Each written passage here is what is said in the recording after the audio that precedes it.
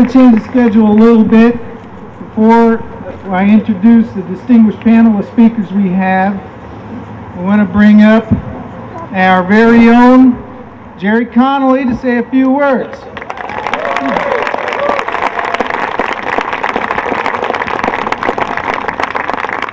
Thank you, Bill. Thank you all for being here today on this beautiful day. You know, I was thinking, watching the Republican convention, that I represent twice as many people as the governor of Alaska.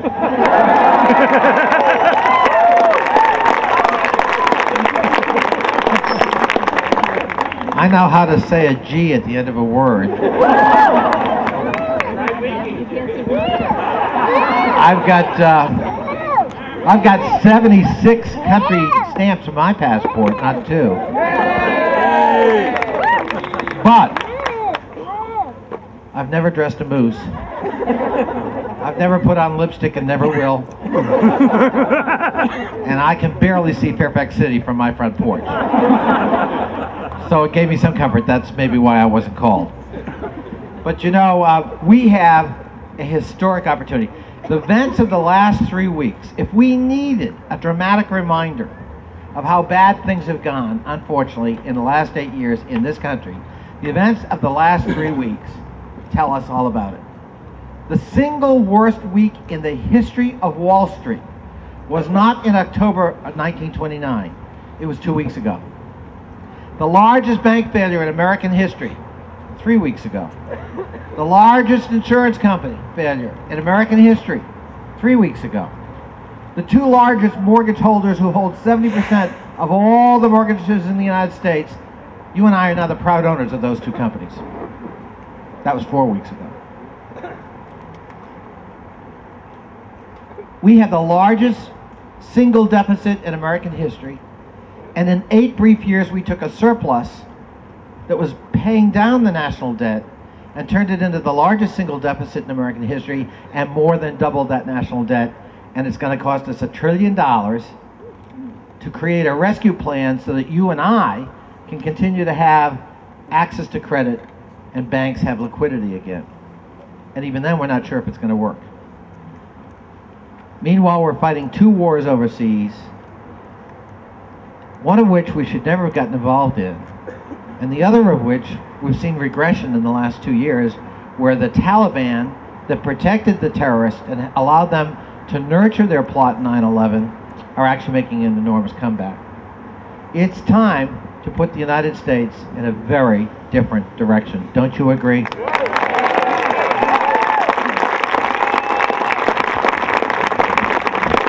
All across the United States, everybody is looking at Virginia. Now, Virginians know how to do their duty. We're honoring veterans today who, God knoweth, know how to do their duty and did it. But we need to do it one more time. Now, 2 years ago, when control of the United States Senate hung in the balance, Virginia did its duty. We elected Jim Webb to the United States Senate. And by 1 vote, the Democrats now control that Senate and were able to block the worst excesses of the last 2 years coming out of the Bush administration. All right, we have to do our duty one more time. In 44 years, we haven't done this, but this is a different kind of year. We understand what is at stake. We know we have to put the country in a different direction. We know we have a historic opportunity here in Virginia, of all places, the capital of the Confederacy. We're going to send a message that's going to be heard around the world that things have changed. So on November 4th, we're going to elect Barack Obama President of the United States in Virginia. Okay. By the way, you got to elect Jerry Connolly Congress too. Okay.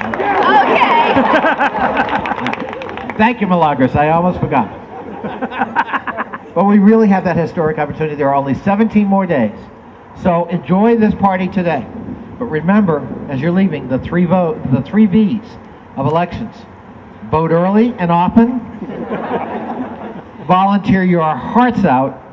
And if you haven't done it already, write a check to somebody running for office. Thank you very much. Thank you, Jerry. Oh, and by the way, you can write a check to us at Fairfax County Democratic Committee, I want to thank them. It's been one of our main sponsors. And I want to thank those restaurants that have supported this event. Most of the food in the back, except Wild Bill's chicken legs, which are back there, is, yeah, that's right. I cooked them, I'm not wearing them.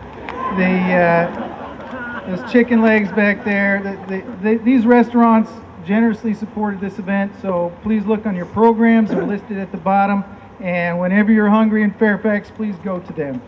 And then we have a number of distinguished visitors today, and including some World War II veterans.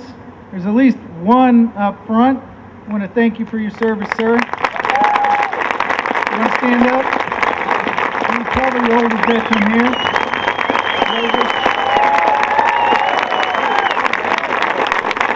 Yes, sir. We got another World War II veteran up front. Thank you, sir. We have more. How many do we have? All right. Raise your hands. All right. Thank you very much. The greatest generation. We also have a number of delegates and senators here. First of all, I want to recognize Senator Toddy Poehler from a famous military family. Okay, General Chester Poehler, if you remember who he is. And also Delegate Vivian Watts. Toddy Poehler and Vivian Watts are both on the Veterans Affairs Committee for Virginia.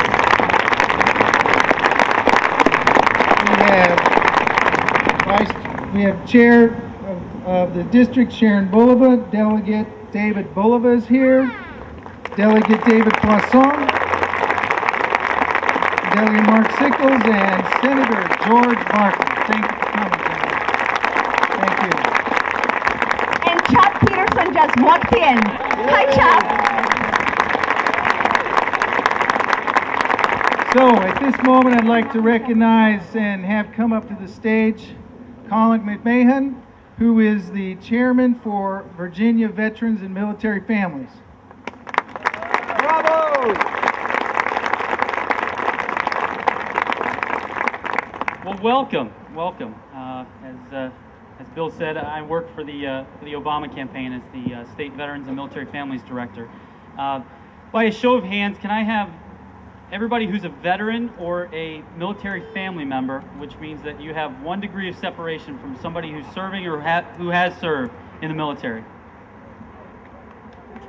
Well, thank you again for your service, and I just want to point out how important it is to recognize the military families, because they truly are the ones that make the biggest sacrifice of the people who have served there, because we have the luxury of knowing what's going on when we're deployed, but our family members do not. So I want to thank you very much for all that you've done as well.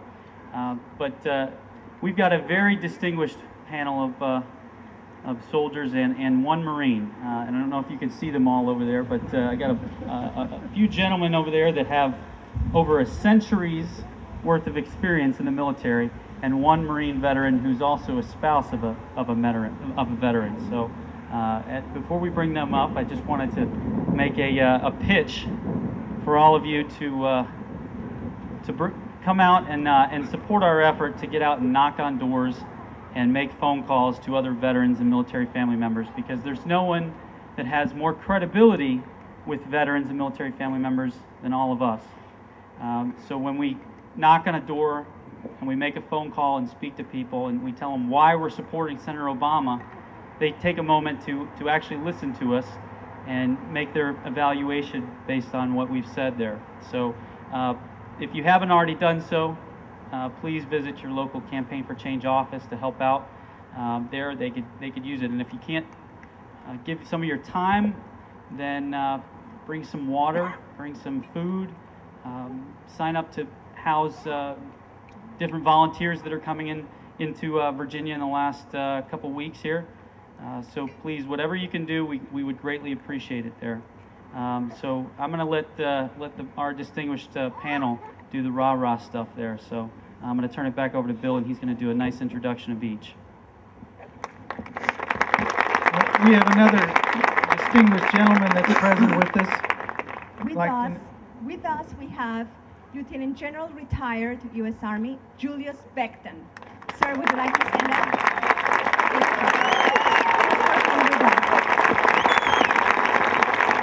And what we're doing today is we basically have a town hall format. We're going to bring the speakers up here one at a time so you know who they are. Each one of them is going to speak a few minutes, and then the audience is going to have an opportunity to ask them questions. So please take advantage of this. We don't get these kind of guys here very often, and the ability to ask some questions directly can do nothing but help our campaign and help our effort. We need to get the word out and answer people's questions about what is going on in the United States and why Barack Obama is the best choice for commander-in-chief of this country. First of all, I'd like to introduce Captain Wes Moore.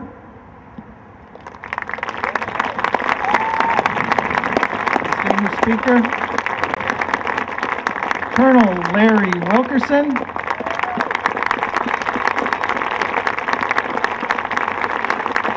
Mrs. Angie Morgan.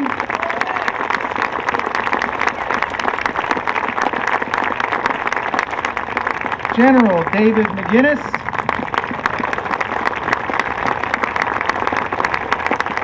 General James Kelly.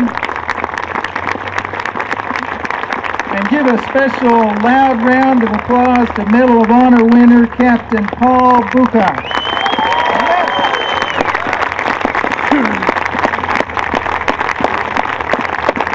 All right, each one of these guys, I think we're starting with Wes, and you have the floor, sir. Thank you very much. Thanks for your hard work. Thank you all for being here. This is a fantastic day. Thank you so much. I want to say that, first of all, this is actually the first time that I've actually come out publicly for any type of political candidate. You know, I'm not someone who goes out every election season and just jumps on for a candidate. But this election, I also know, is something that's especially important because of the challenges that this country is facing. And I know that 12 years ago, I took an oath. And I took an oath that I was going to protect and defend and support this country with everything I've got in me. And today I can stand here and honestly say that I feel there's no better expression of that than to give my full throat of support to make Barack Obama my next commander-in-chief.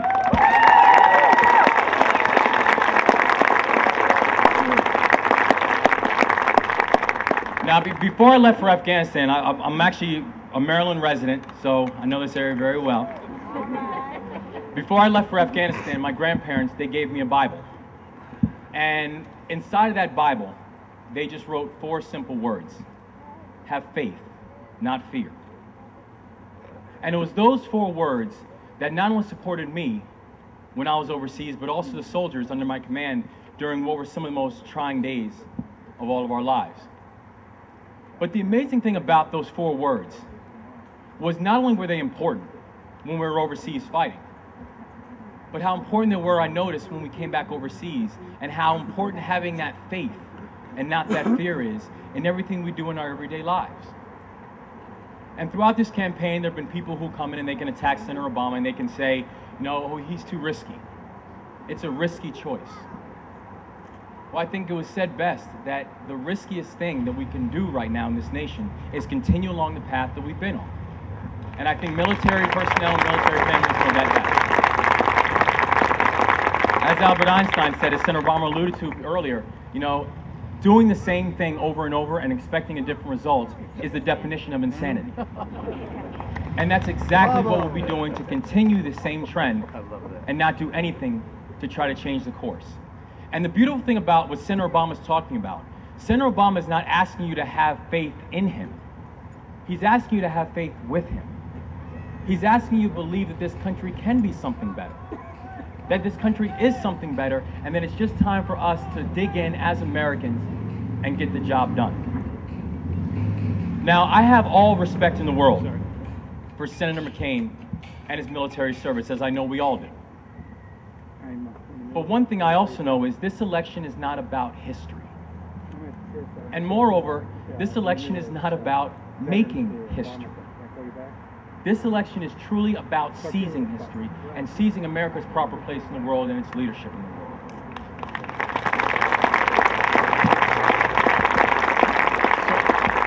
as I get off, I just have two quick requests.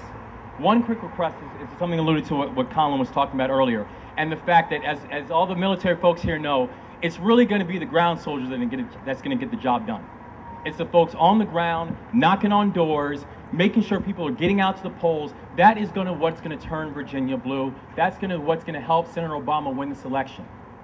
So we can go to all the rallies and the get-togethers we want. If we're not out there up until Election Day and on Election Day making this happen, it won't.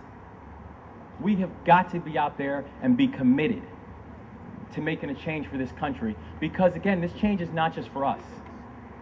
This change is for those soldiers and sailors and airmen and Marines who are overseas right now fighting. This change is for all those folks who are sitting there and just got the orders that they've got now 4 months or 6 months before they're deploying out. This is for that family that is a recently married family, but they've already got 3 and 4 deployments under their belt, and they know they might not be done yet. That's who we're fighting for. That's the stakes of this election. And the second last request I have is, I heard a rumor that Senator McCain and his team is about 15 minutes away from here. They're having their own rally. So I ask that we make more noise. And we let them know we're here. We let them know we're not going anywhere. And we let them know Virginia country is our country.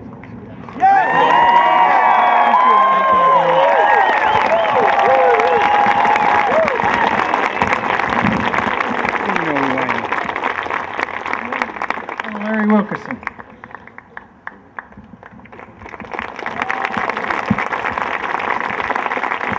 Thanks for those remarks. My son's a captain in the Tennessee Air National Guard. He was a captain in the U.S. Air Force until he had his second tour in Iraq in Kirkuk and came home and was perfectly willing to go back for another tour, but his wife and his 7-year-old son said, no, you're not, Dad. So now he's in the Tennessee Air National Guard. So I appreciate the remarks coming from the ranks of the military, ranks which I once occupied and felt they were the greatest ranks in the military. Lieutenant, captain, that's where the rubber meets the road, and that's where the job gets done. I sent an email to my former boss, Colin Powell, about a month ago, and I said in so many words, I didn't think I'd live to see it. I thought that in 1994 and 95, when I was working with you and when I was advising you, when you decided that you didn't have the fire in your belly and you weren't going to run for President of the United States, that I would die, to be in my grave before I would see an African American nominated by a major political party for the presidency of my country. And so I sent him an email and I said, isn't this a wonderful day? And he essentially came back and said what he would later say at George Washington University when he was there with Kissinger and Albright and Christopher and Baker, electrifying. One word, but that's all you need, electrifying. I recently, in fact this week, was down in Orlando working with a group that is attempting to get whomever is elected, and we know who it's going to be, to sign an executive order, and perhaps even to mention it in his inaugural address. The executive order would say to the United States Armed Forces, to the CIA, to the DIA, and to any other institution in the fabric of the American government, we do not torture.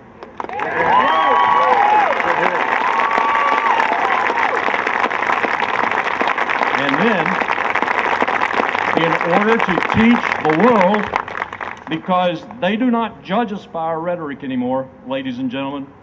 I've been in Berlin, I've been in Paris, I've been in Tokyo, I've been in Beijing. They do not judge us by our rhetoric anymore. We have failed the international community with our words. They know President Bush lied when he said we do not torture. Waterboarding has been torture since the Spanish Inquisition. it is torture. So immediately, as soon as the president can do it, close Guantanamo Bay. Yes. That will send an electrifying signal to the world that the rule of law is back in the paragon of law, that human rights and human dignity are supported by that paragon once again, and that the leader in the White House stands behind that fourscore. Hear, hear. As I've been across the country since I left the State Department in January of 2005, talking to Americans from every walk of life, to Americans who are middle class, lower middle class, without a meal, without even a roof over their head in some cases, and some of the elite too, I have encountered an incredible incomprehension, sometimes articulated quite well by them, and other times just a mystery to them about where we've been these last 8 years. Whether it's the greatest threat to this nation right now, and ladies and gentlemen, it is not Osama bin Laden, it is not Ayman al-Zawahiri, who is his brain trust, it's not Al-Qaeda, it's not the Taliban, it's not any foreign enemy. If it's anything, it's DEBT. We are the most leveraged country on the face of the earth, $60 trillion of private and corporate debt, and it is going to take a leader of the very first quality, and I'm sad to say it's probably going to take leaders to follow him in order for us to get out of the mess that we're in right now. And I hear absolutely nothing, zero, nada, coming from the other camp that even begins to impress me that they understand the depth of the problem, let alone are prepared to deal with it. I do hear it coming from the Obama camp. I do hear it coming from some of his advisors. I think he has some of the most astute economic advisors around him, and I'm impressed with what they're saying.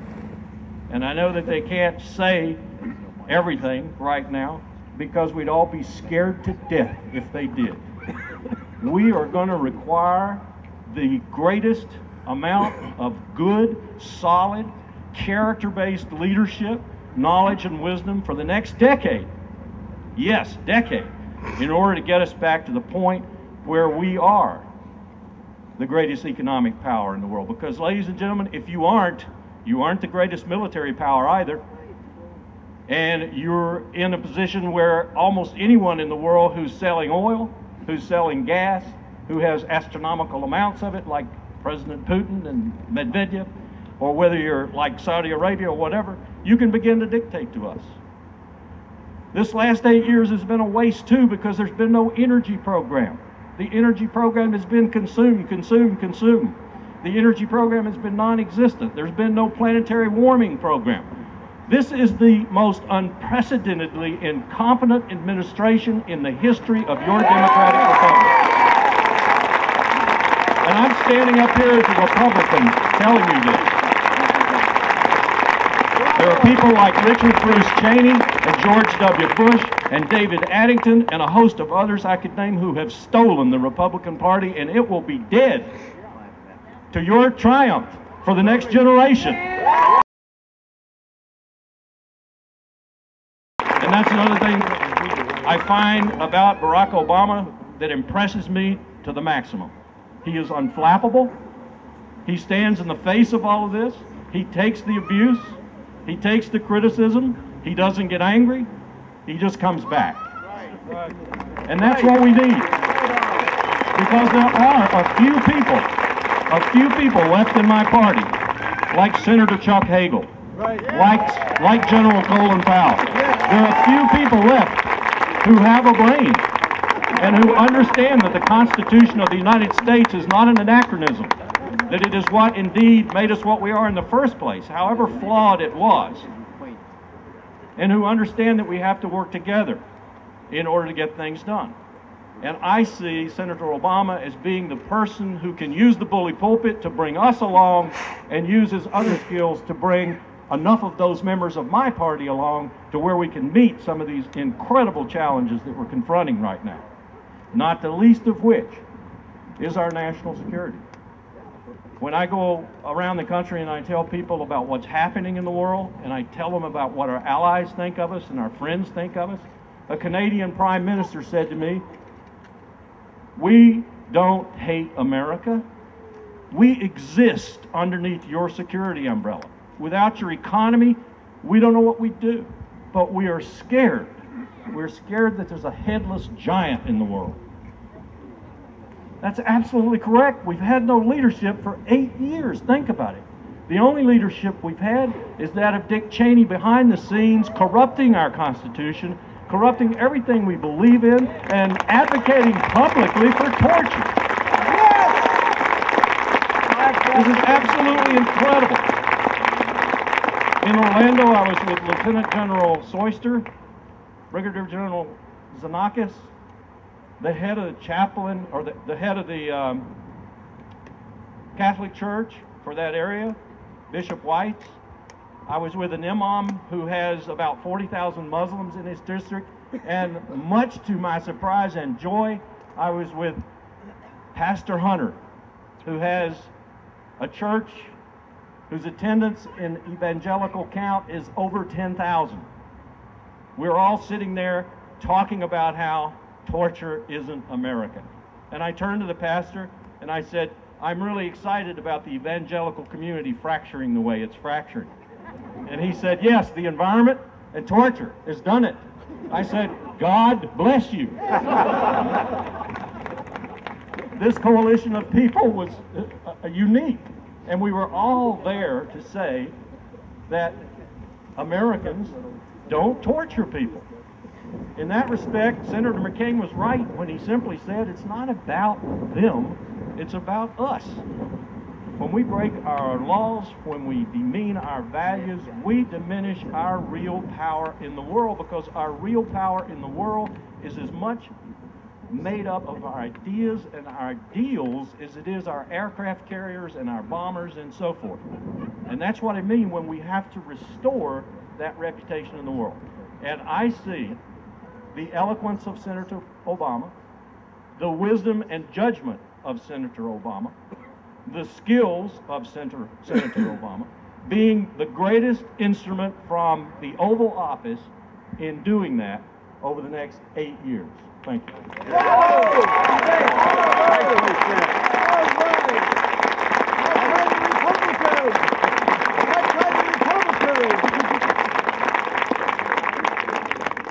Has some serious shoes to fill with this distinguished panel today. That's why I wore my serious high heels. I am one proud Marine Corps veteran. Semper Fi to all of you out there. I am one proud Marine Corps spouse, and I am also the communications director for Blue Star Families for Obama. Thank you, and thank all of you out there who supported us. Now, how do you know, too, I'm also proud of another fact. As of about a month ago, I became a Virginia resident to help us for the state for Senator Barack Obama. I can't tell you how excited I am to be here today. Honored and humbled to share the stage with these distinguished veterans and those in the audience today. But I am so encouraged because I look across this audience right now, and I can tell you what I see. I see proudful Americans who've given so much already for their country, but are coming back today in this rally saying, "What more? What more can I do?" As if you already haven't done enough. You see, I believe a cause that unites us is our capacity to serve our country. And right now, with our service, we're not going to rest. We're not going to rest until our efforts, our activities, our energies are achieved when we elect the right leader in the White House this November, and Senator Barack Obama becomes President and Commander-in-Chief.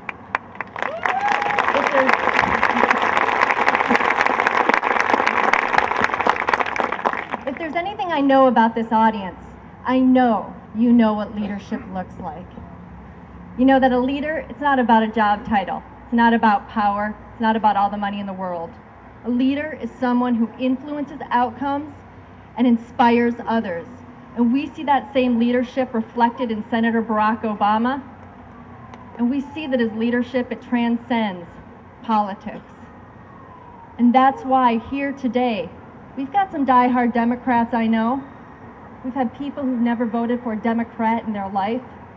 But together, we see a candidate who unites us. And as you said, yes, we respect Senator John McCain. We respect him for his service. But that alone hasn't earned our vote. For the military, Senator John McCain doesn't have the track record to show that support. Right, right. Yes, yes, yes. To Senator Barack Obama, he has been our champion and he has been our advocate through his consistent support of the Web GI Bill, expanding educational benefits to people who deserve them. We've seen him support his support of TRICARE and expanding reimbursements and making sure that the health and the dignity of our veterans and our military families remain the same, and even a higher status in our country right now. And on a very personal note, I am so excited because Senator Barack Obama has made military families a key issue in this election.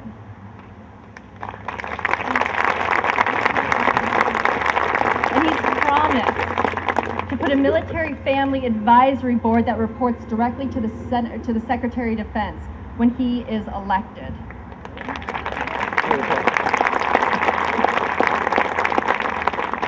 And Michelle Obama, God bless Michelle Obama for making military families a key part of her issue, which she not only is doing so through this election, but will do so too when her husband is elected President of the United States.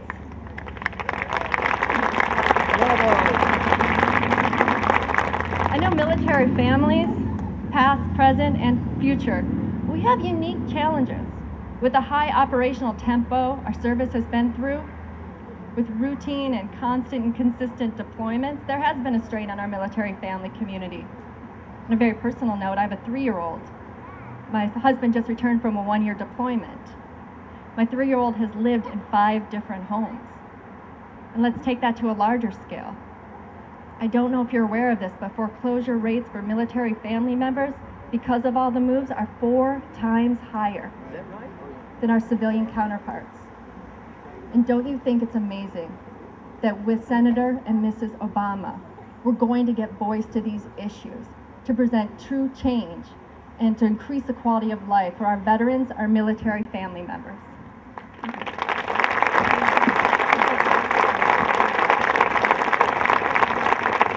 So right now, I know everyone is going to join me. From now until November 4th, we're not going to rest. We're going to heighten and sustain our efforts to share our pro-military, pro-Obama message with every single person we know, not just to deliver Senator Obama the state of Virginia, but to deliver him as a president to our great country. Because he is the candidate who projects the most positive American values, not just throughout our nation, but throughout our globe. Thank you so much for the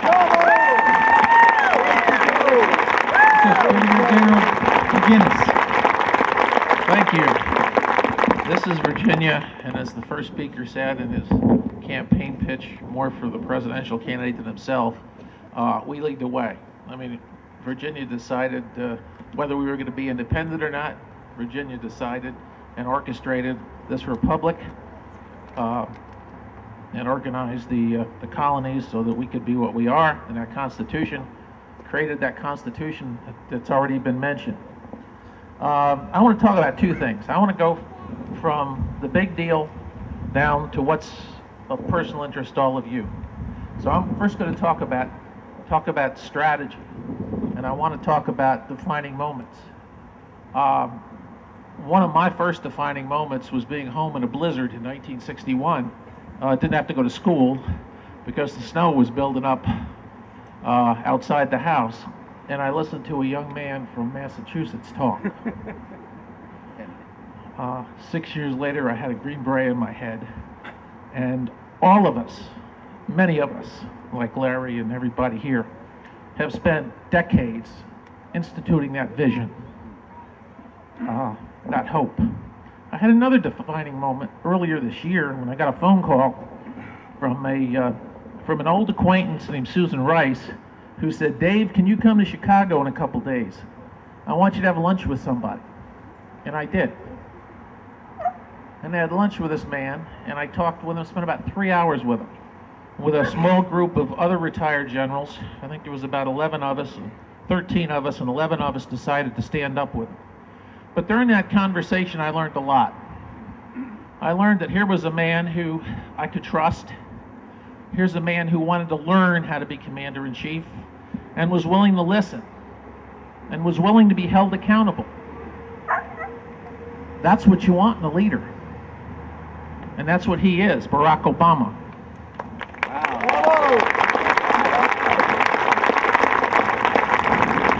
We all understand strategy because we put our kids through school, we buy houses, we pay for cars, we do a lot of things that we don't even know we're strategists. Being the commander-in-chief and being president of the United States requires a little bit deeper understanding of strategy, a little broader understanding of strategy. To deal with economy, to deal with national security issues, to deal with employment issues. It all requires a grasp of strategy. He has it, folks. He understands what it takes to get from point A to point D in the world and in the context of the elements of national power. That's all I can tell you. But when I look into his eyes, I shake his hand, and I've been with him a few times since then, and we talk about what's important and what the key elements are that Larry and I and a lot of other people know and understand. He gets it. And when I grab his hand, in the words of an infantryman, I trust him. I've been around long enough, and I've stood in the line of fire with enough people to know how and what to look for trust. And this guy can serve in my foxhole any day. So I have no problem following. We had a little situation where I was asked to go in a news hour and put my intellect on the line, and Larry knows what that means. When you're out in front of about 7 or 8 million Americans, and they're going to judge you whether you're a nut or not. Talking about his strategy versus the president's strategy with another distinguished Army officer who I served with previously. The next day, I got a phone call.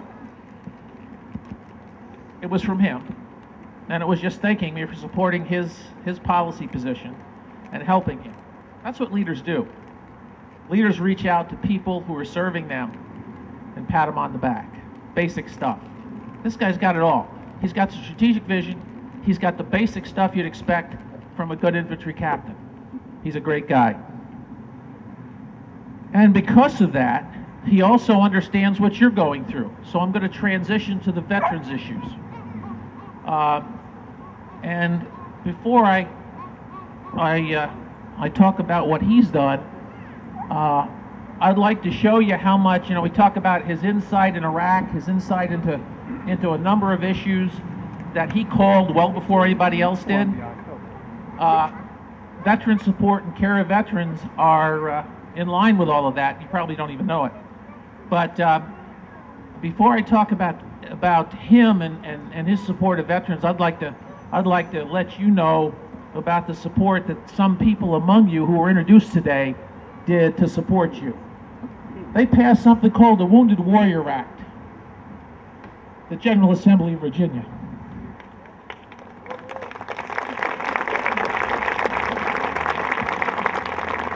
That provided a taxonomy to serve all the veterans of Virginia and to bring all the elements of the Virginia government together in a coordinated effort to work with you and work with the federal government to make sure that all our veterans are taken care of. And it was interesting, because that bill did get a little bit of pushback from some friends of the Veterans Administration, but the interesting thing was it passed without a dissenting vote. So I want to thank everybody from the General Assembly on behalf of all veterans And I want to especially thank one of our co-sponsors, and that is Senator Puller.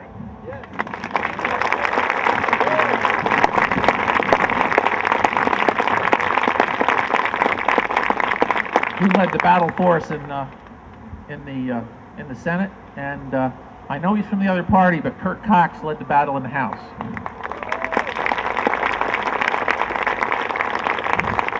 But let's talk about Senator Obama and Senator Obama's understanding of veterans. We have a major problem in this country, and that's the individuals coming back from Iraq and Afghanistan with the hidden wounds. Hidden wounds. What does that mean? According to VA statistics, this is about 300,000 veterans who have presented themselves to VA since 2001. 41% of those people are testing positive on psychological instruments. 41%. In 2004, the VA stopped reporting to the annual national survey on mental health resources that's conducted by the National Institute for Mental Health, because the amount of resources being put into mental health of the VA was just about zero and was on like a 45-degree slope the preceding decade. Senator Obama was one of the first people to come into the Senate and recognize that shortfall and work with other senators on both sides of the aisle to regenerate the budget for the Veterans Administration. This year, in their appropriation, that number went back up to $3.8 billion for special mental health needs of veterans.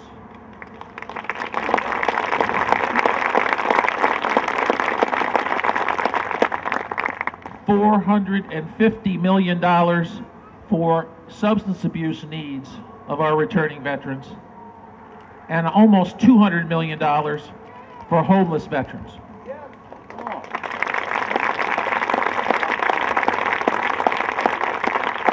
Now, Joe Biden has said this best, and I've been with him a couple times in Virginia, and you may have heard it, but Joe said, let me tell you what our pledge to veterans means, the sacred trust to our veterans, which the other side doesn't get. When you send Americans in harm's way, it automatically invokes an obligation. A great Virginian told us that when he resigned in Annapolis from his commission 200 years ago, and he created the Corps of Invalids and insisted the Continental Congress create the Corps of Invalids. That set the tone and values for America's care of their veterans. What Joe says is sacred trust means if we got $10 left in the National Treasury, and it's going to cost us $4 to meet the needs, all the needs of our veterans, then we got $6 to run the government on.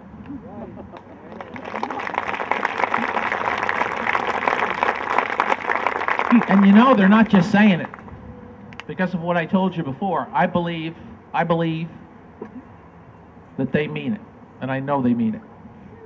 So we'll be around for questions later, and if you want to get into a little bit more detail on that, I'd be happy to. Thank you very much. Major General James Kelly. Thank you all for coming. Thanks for your support. Whether you're decided or undecided, it's great to be part of this process we call democracy. I am very, very proud to be up on stage with some great Americans here. I do want to recognize one, and that's Paul Bud Buca, who is one of the less than 100 surviving Medal of Honor recipients. So if you could give him a round of applause, please.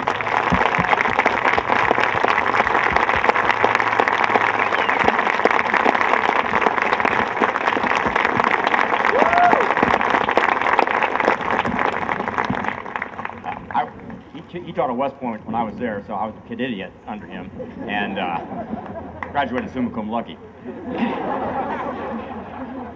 I'll tell you, I'm also humbled to be able to be here to support this great ticket of Obama and Biden. This, you know, we talk about change. It is not just change for change's sake, just use the word change. It is something profound. It is something that is fundamental that we have to do, both internally and externally. We've talked about the internal stuff. We know the economy needs a phenomenal overhaul. We understand education, social issues, infrastructure. All these things are on that Obama-Biden ticket. I'm going to talk to you a little bit about the external piece of it, though. And y'all remember after 9/11 how the entire world supported us? I mean, we even had some friendly overtures from Iran, of all things. Boy, that changed. Look at it now. The coalition of the willing, this mighty coalition at this point. This is a man that can really, truly bring that change about to us and to our nation and to the world. Because people still look up to the United States. They really do, but they look at it in a different light right now. And he truly has the ability to change that. Senator Obama is strong on defense. He supports our servicemen and women, and he's strong on Veterans Affairs.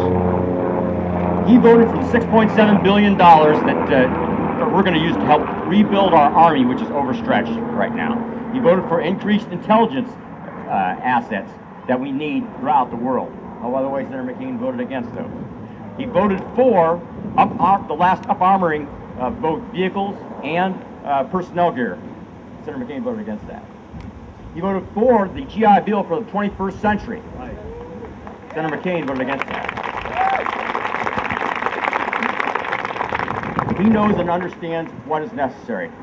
As was alluded to in Iraq, 2 years ago, he's for a phased withdrawal.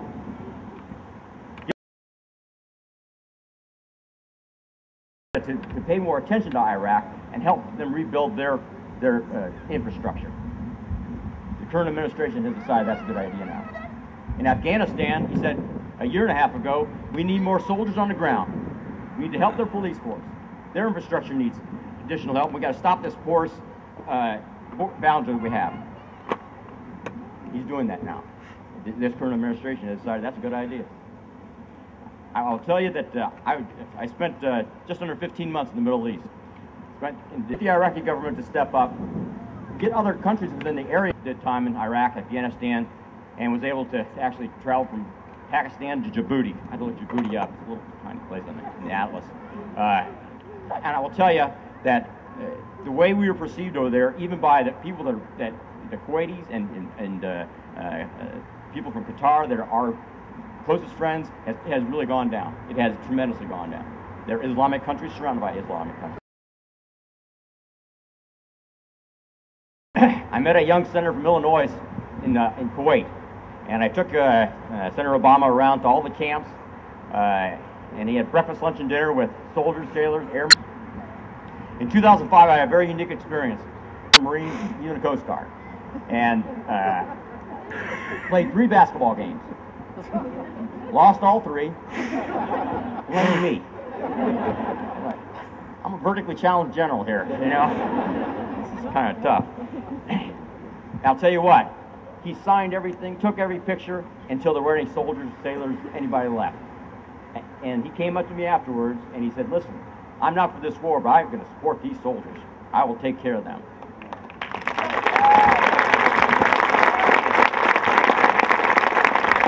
And that's why I'm up here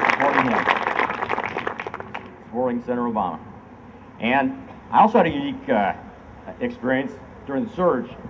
I had to testify in the classified briefings in the Senate Armed Services Committee with Senator McCain. And that's why also I'm supporting Senator Obama.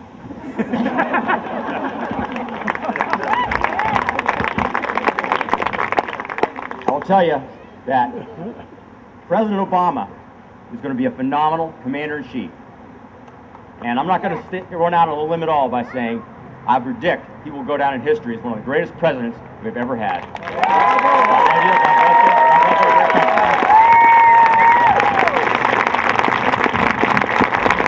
Okay. I'm here. By the way, John McCain's my friend. I met him. He said, "My friend." So he's a friend of mine. I wear this because I know I was invited. I don't know the way 10 of my men whose names are carved on a wall here in Washington would vote. I know how one man I served with in Vietnam, General Julius Beckton, how he would vote.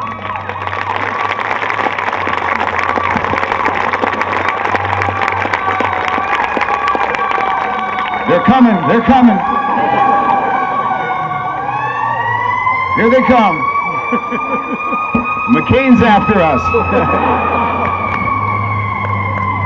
I'm going to do something very quickly, and I want to share some thoughts. I just came back from the Air Force Academy this week where I spoke to the cadets out there on leadership and honor. Last night we had the Marine Corps, Drum and Bugle Corps, Silent Drill Team, and the Traveling Wall that came to us in Hartford, Connecticut. It does not require people to come here to Washington to pay honor to those 58,000 Americans who served in a war that had no objective. A war that when the veterans came home, because the people had tired of it, when we got on that plane, I was the only officer, and I never forget, we landed in Travis Air Force Base, and about 30 minutes before we landed, they said, "We got 30 minutes to go." And I looked around at this dirty crowd of guys, dust all over, long hair kind of around, no medals, nothing. And all of a sudden, I saw brushes coming out. And they were pushing the hair back. And rags came out, and they wiped the dust off their boots. And out came medals. And that CIB slapped on their chest. And we were coming home. And we landed, it was a cold night, Northern California. The door opened and a loudspeaker cracked through the night and said, "All right, knock it off. Officers on the left, enlisted men on the right, we'll get you out of here as soon as possible." As I was standing down at the bottom of the stairs, I turned around to the young Spec 5 behind me. He was taking off his CIB. I said, "Son, welcome home. Well done." He grabbed me and hugged me and said, "Welcome home, sir. Well done." Little did I know that for that generation of Americans, that was the way they would welcome themselves for the rest of their lives. And since that time, when has there been a president that looked at those who've worn the uniform of the United States or are wearing the uniform of the United States and their families and said, "I have an obligation to you that no man can set aside. It is sacred."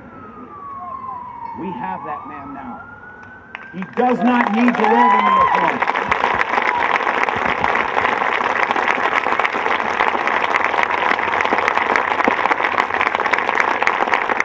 He's a man just like that wall, that black wall in Washington, a monument that reunited a nation and brought honor to a generation. This is a man that understands uniting and honor. He said, "There is nothing more they must do who serve abroad to come home with honor. There is nothing more that we can add or we can subtract to what they've done. They are already owed their full honor." So it is wrong to say someone must surrender to allow us to win before they can have honor.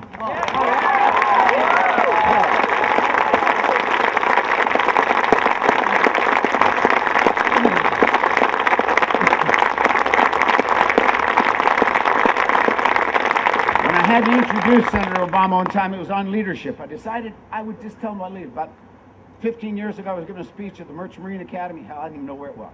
I didn't know what they did, so I studied up on it. They said, "You're going to give a speech on the history of the Merchant Marine." I said, "Good, I'll be there." 2,000 people in a room, and the cadets stood up and said, "Tonight, our guest speaker is Mr. Bugle, will speak on the elements of leadership."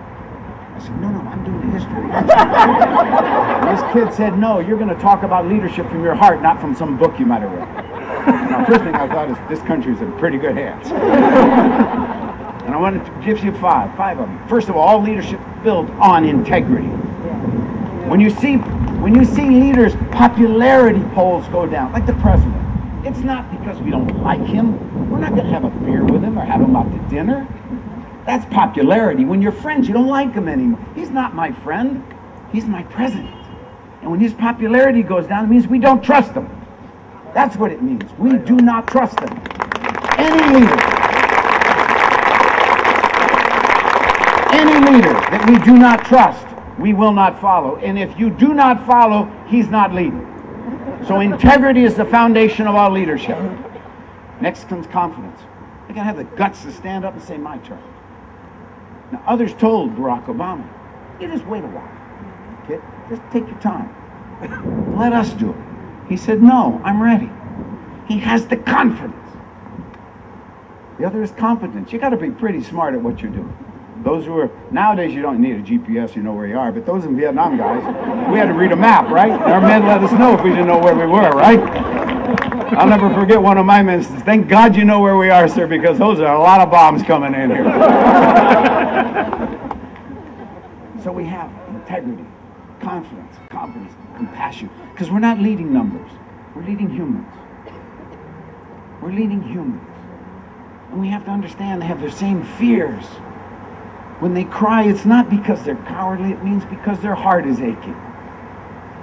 And for those of us in our war and those coming back from this war, when we cry, it may be because of PTSD. I'm in my 6th month of counseling. 6th month. My advisor and counselor said, "What the hell took you 40 years to come here?" Everyone, not 41%, everyone who serves in a war like this one, which we have never in our history seen, where people are in combat 24 hours a day, 7 days a week, forever, whenever they're there, they're in combat. And they come home and someone says, "Red alert!" They take that seriously. They don't go on R&R, they come back here and they go to training to get ready to go back. We need a man who looks at that and says, "That's not right." A man whose wife will go out and meet with the families and not tell them, "I understand," but say, "I don't understand. Help me."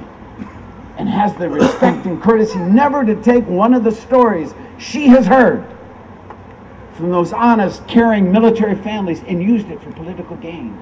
That's compassion. Someone who loves people.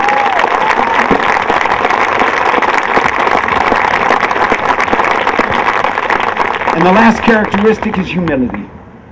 Because if standing in front of the people you would lead doesn't bring you to total humbleness, then you are not fit to be a leader. You're standing in front of people who are brothers, sisters, mothers, doctors, and you have their hand, in your hand, their life. The commander-in-chief of this land isn't a bring it on man. It's a person who understands the power in his or her hands is to bring destruction to this world. And if that doesn't make you absolutely humble, don't step forward and seize that position. Barack Obama has been humbled from the minute he stepped forward on the stage. Now take those 5 things. Anybody here time and grade? Anybody here, well, it depends on how long you've been doing it? No. No years required. Integrity, confidence, competence, compassion, and humility. No time and grade. No tenure required. I mean, after all, if there were, would David have thrown the rock at Goliath? It'd have been some old guy. Well, wait a minute. Would Alexander have gone off and conquered the Persian Empire? No, it would have been an old guy. And you can go on through history. Would a young minister have walked up the steps of the Lincoln Monument to tell us all about a dream that we all should share? No, it would have been an old man.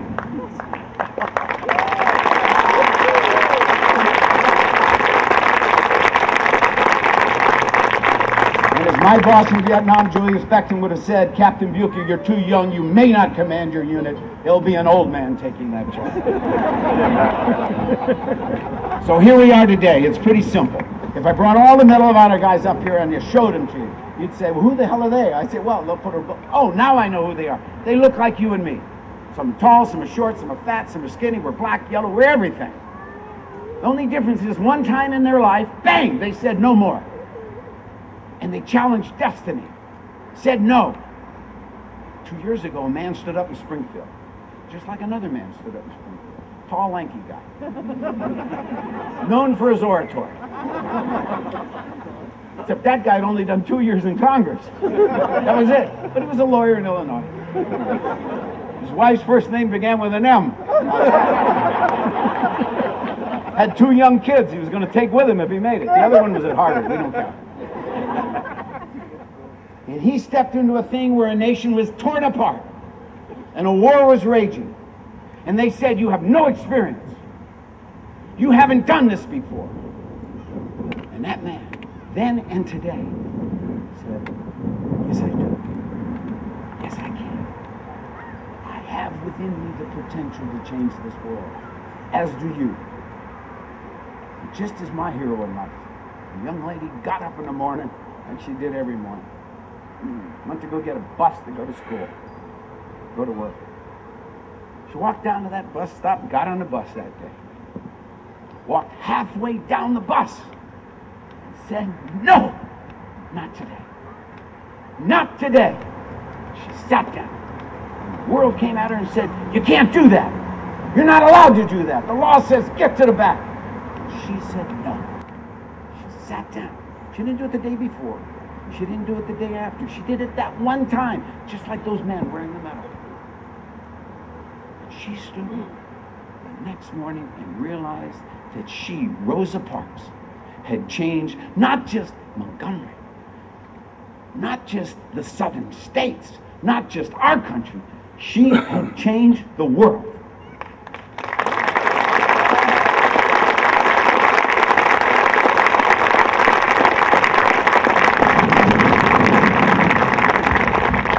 Today, you get off your butts. I hate to put it to you this way. We veterans, we talk a good game. They don't come to talk to us anymore because we vote 17%. We gave it the office, right? We don't show up. We showed up in Iowa for John Kerry, and everybody said, what the hell happened? Someone said, oh, those vets showed up. We can do it again. You did it here for Webb. You got to get off your butts and work. You can change this world.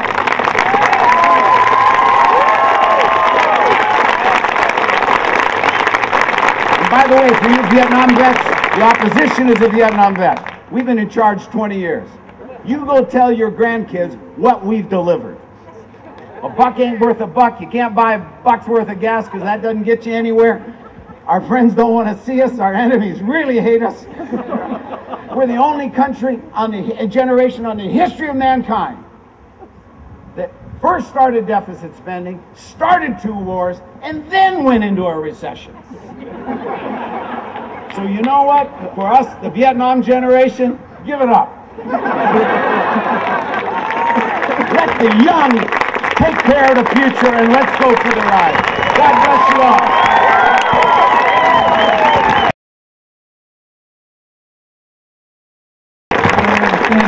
Thank you. It's wonderful.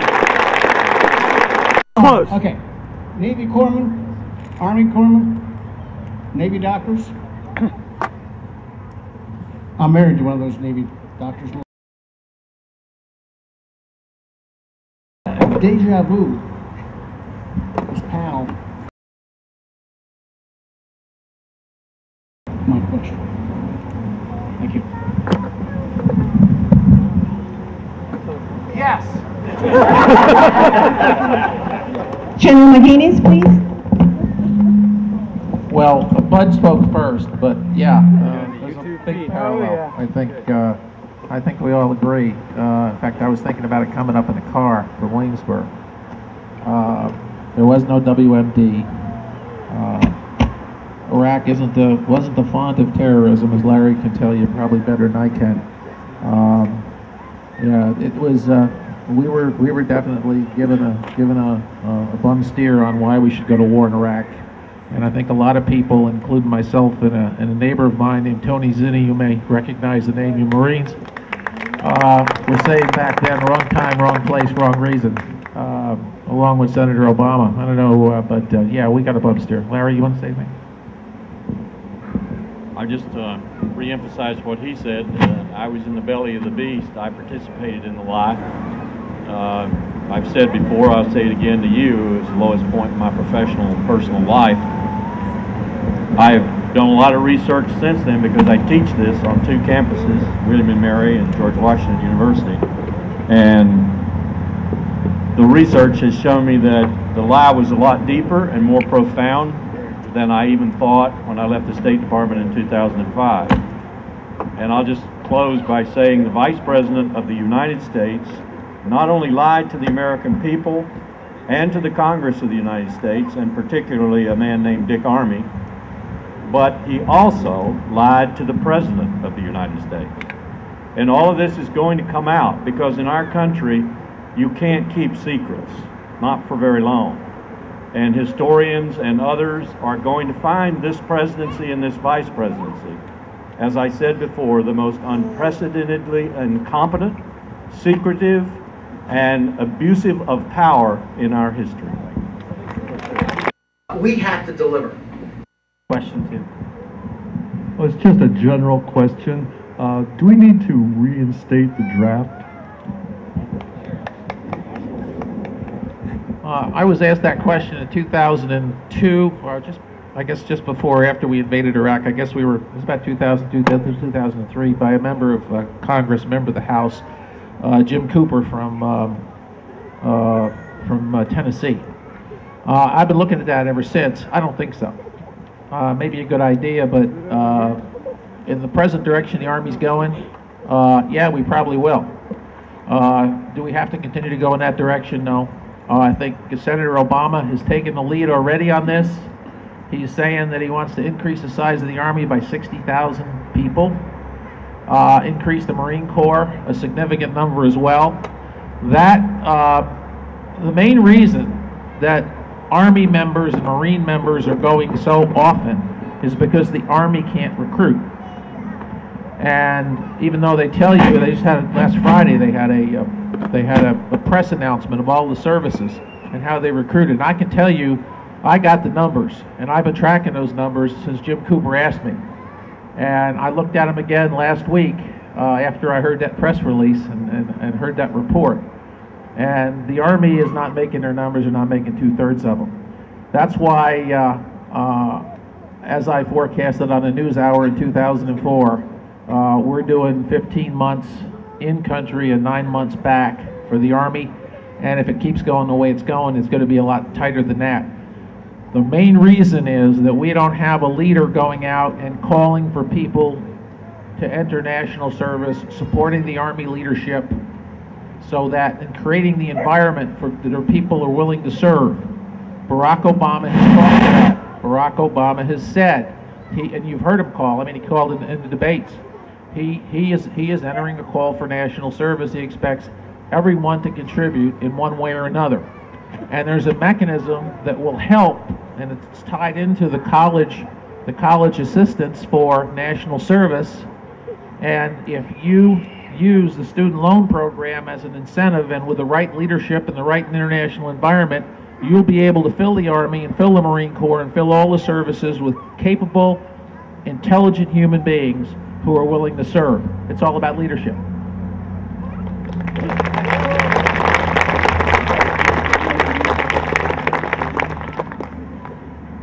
Hold it real close. Is that on? My name is Robert Eberth. I'm a retired Navy captain, 37 years in uniform. I have been appalled throughout this entire campaign by what I saw as a distinct lack of challenge of John McCain on what is supposed to be his greatest strength, which is national security. All of you, almost all of you, have mentioned today several areas where he could have been called to account for his failure to support veterans, for his record on everything concerning national security. No one has brought up one of the most disgraceful chapters in the Senate's history, which was the Senate Select Committee on POW MIA Affairs, where he savaged family members of POW MIAs. It seems that the Democratic Party is simply unwilling, or doesn't have the moral courage, to take him on an area where he is incredibly vulnerable. Let me use one example. His call for victory in Iraq. He's unable to define it. He's unable to indicate how we would know when it's accomplished. He is unable to give any metrics by which we would be able to determine on a weekly, monthly, or quarterly basis whether we're going in the right direction or we're regressing. Why have we not attacked? Thank you.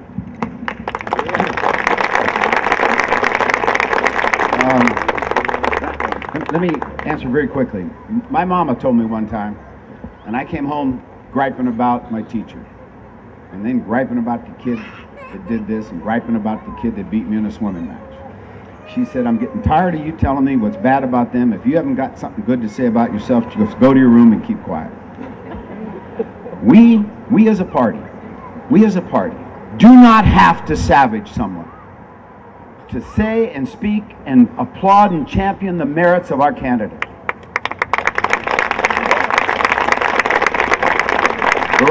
has said in the campaign, if you remember in the primary, they asked him a simple question. They asked Hillary Clinton, who and how will you get the military to come out of Iraq? She said, in our government, I'm the boss, I'll tell them.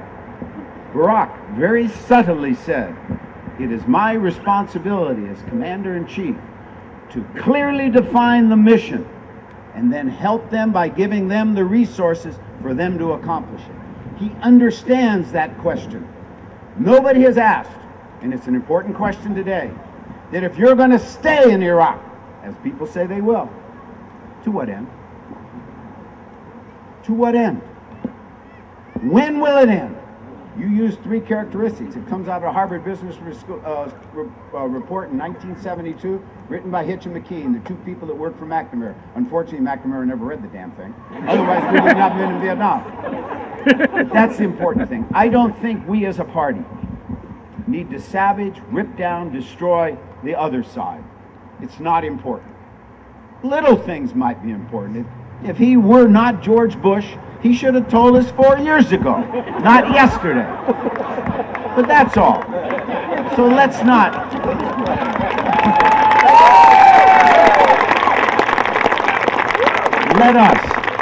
Let us look about the future. Let's look at this young man and young lady. Young. I'm 65. Some of you are a lot older than that. They're young. They're bright. They're a new generation. They will not accept someone saying, we tried that, done that, won't work. They're going to say, why not? They're going to say, why not? And it's up to us to say, let's give them a chance. We're a bunch of old guys, except for this beautiful lady and this handsome young man. Let's help them change this country. Let's not worry about people like us and see what we can say bad about them. There's plenty. Let's talk about what's good. And the wonderful, wonderful thing about Barack Obama, he started out with this word hope. Hope. What more gracious, wonderful thing to base a campaign on? Hope. Not destruction of the opposition, but hope. Let's leave here today dedicated to one principle. That someone's going to ask, may God bless America.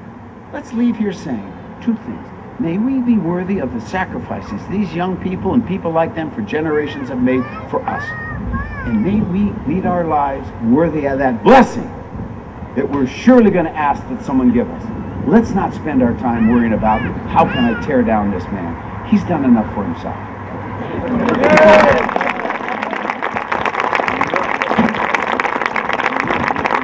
I just want to back up what the captain said briefly. When I campaigned for Jim Webb, I've been a Republican my whole life. I'm 63 years old. When I campaigned for Jim Webb, my wife said to me after about the third rally or so, she said, you know, Democrats are different people.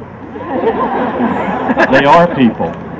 Let me tell you that I have found a collegiality, a warmth, a compassion, a humanity in your party that I never found in mine.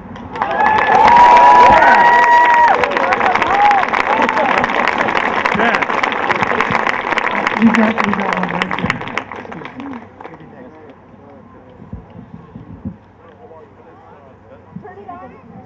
Turn it on. There we go.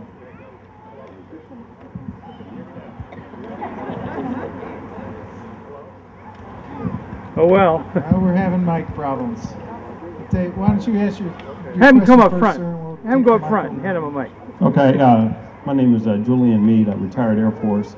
Colonel Wilkerson, it was reported yesterday that Colin Powell, tomorrow Meet the Press, is possibly going to announce his support for Barack Obama. Can you give us the scoop so we'll know ahead of time? I wish I could. I think he's going to be on Tim Russert on Sunday, and I've had at least 10 phone calls in the last 24 hours. I told everyone what I'll tell you now. I don't think he will endorse. So many people will watch the show. It's not Tim Russert's show anymore because sadly Tim passed away, of course. But watch Meet the Press and listen, and I think what he will do in that time is he will address some of the national security issues that confront us, Iraq, Afghanistan, Iran, and so forth. And he will also address, I think, the issue that Sarah Palin and John McCain have seen around them. I think it's even frightening John McCain. That looks like 1968 all over again. And the fear and the intolerance that bespeaks, and I think he will do his best to tell Americans watching on that television station that this is not the way we should be going.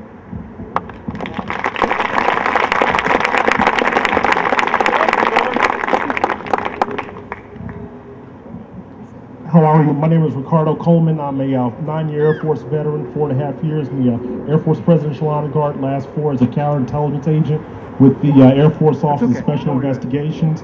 My question is, I always hear about John McCain and George Bush talking about fighting the war on terrorism, fight them over here, sometimes to fight them over there. I want to know how Barack Obama is going to win the war on terrorism instead of just fighting it for the next 20, 30, 40, 50 years.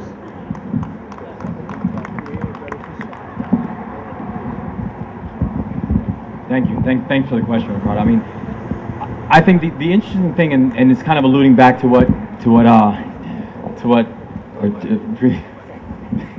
I keep on calling him sir, and he keeps on getting mad at me about that. So, to what Bud says, it's going back to the idea of what does it mean to win this war on terrorism.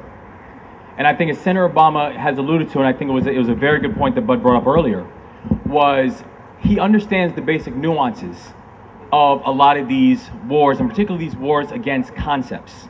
Wars against drugs, wars against poverty, wars against terrorism, so on and so forth. And it even goes back to that time that they had the debate, and I'm trying to remember where it was. I think it was at Saddleback Church, or when they had the debate, when they asked, how do you attack evil? Do you defeat it? Do you crush it? Do you, contain it, so on and so forth? And John McCain was right. He said, you defeat it. And Barack Obama came back and said, well, you first have to understand, he said, first you have to understand that evil is all around us. Evil isn't just sitting up in caves in Afghanistan or wherever else, that we've got evil all around us. And it's just come back with this idea of that you just need to defeat it is a bit too simplistic. And it shows that you don't quite understand the nature of evil. So going back to the idea of this war on terrorism and how exactly do we combat it.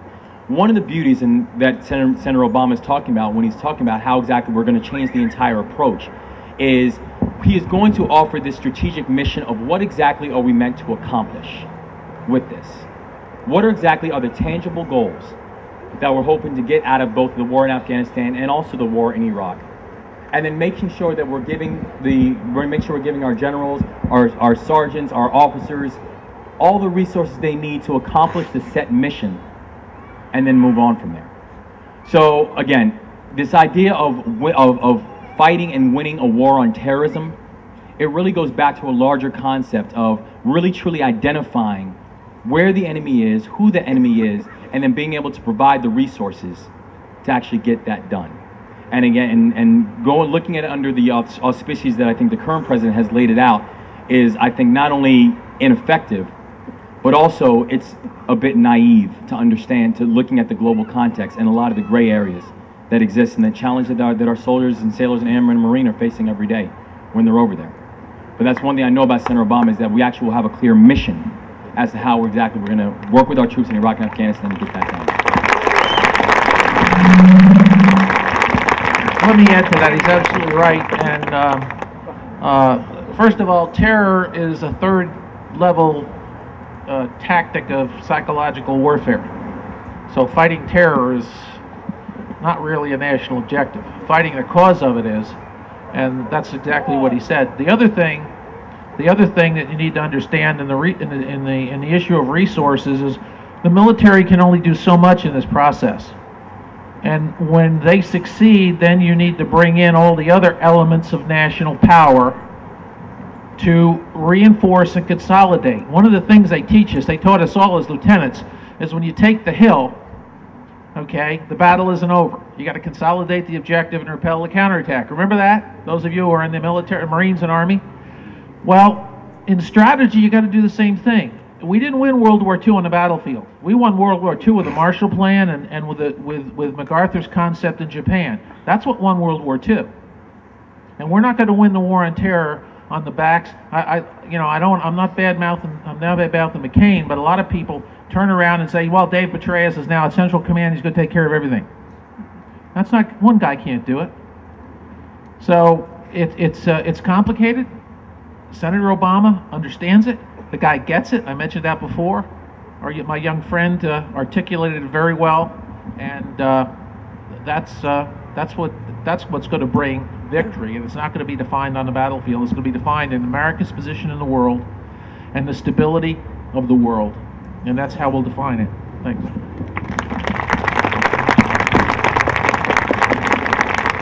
All right, we have time for one more short question, and it's a mic. Okay, that gentleman there. Good evening. Get it real close. I'm Jim Fairfax, retired Marine, Vietnam veteran.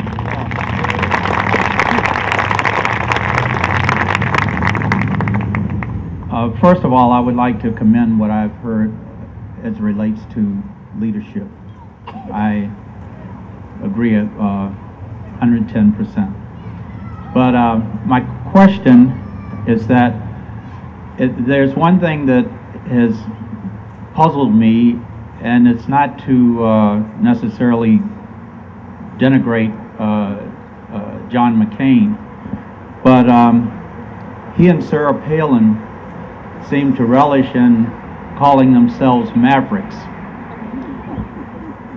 I took the opportunity to look up the word maverick, and I would like to know why we as Democrats have not really challenged him on this. Now, I will try and give you a bit of what that definition was.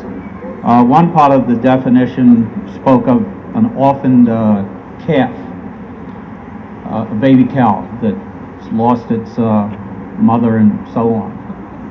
And the other part spoke of one that has no particular loyalty to any group or party. And that caused me to really think.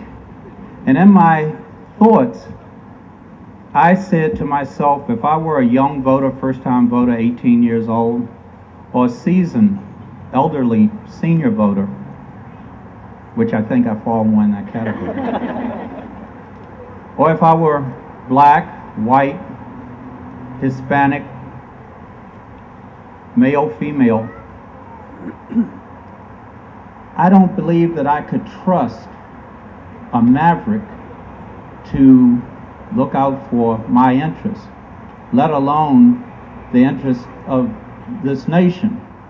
So the way I interpret maverick is that the maverick is going to do whatever he or she personally feels is, I guess, right.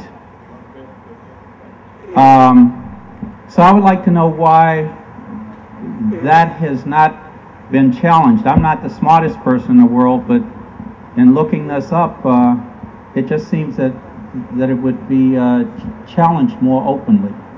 Thank you. Thank you, Senator Pai, and thank you for your great question. I think that the maverick move of recent is, of course, selecting Sarah Palin as the vice president. And I know that when I look across and I think of all the sacrifices everyone has so honorably made, I know how I feel, and that is really disrespectful to the service of so many by putting someone with so little experience one heartbeat away from the presidency. And I've been kind of laughing lately, too, about this whole Joe Six-Pack idea. I love that when, yes, our politicians, I want them to relate to what you and I go through. But to think about putting, Joe Six-Pack or Judy Weinbach right down the road from the White House kind of scares me to death. I want what's best for our country, and I want the best and brightest for those positions. So you're right. I think that lately a lot of trust has been lost in some of the decisions of the mavericks that are put into place. And it's grateful to hear that Americans like you can see through them. So thank you for the question.